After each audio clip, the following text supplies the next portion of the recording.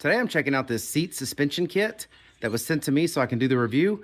Let's get it out of the box and check it out.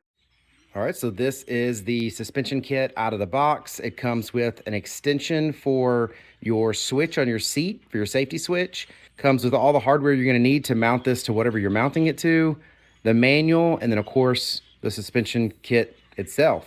It's got your standard adjustment here where you just lift this up and it lets it slide forward and backwards. Then you've got this handle here that you twist that makes it either softer or firmer. And the cool thing I like about it, it's very low profile.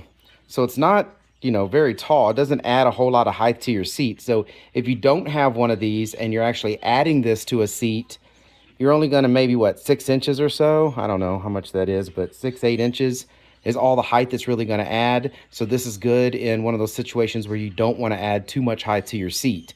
So the rails are on the bottom, just like you would have on any other seat.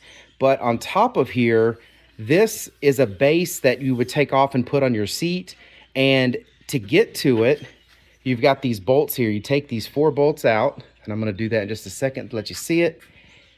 Right here and right here. And then this whole plate comes off. So you can mount the plate to your seat and then set it back down on here. And then all you gotta do is put these 4 bolts in. So you're not having to, squeeze your hand or anything like that in there to get the seat mounted. So let me get this top plate taken off so you can see that. So I've got these 4 bolts taken out, and this is what I mean. This plate right here just comes off. You would mount this plate right here to your seat. Your seat would line up with one of these many holes it has here for you to line that up and get it put on. Then when you've got the seat and everything mounted to this then just sits back on, and then you put in the 4 bolts to hold it in. So that way it gives you all the access you're gonna need to get all the bolts and all the hardware put together without tearing your hands up and just really, straining yourself to get this put together.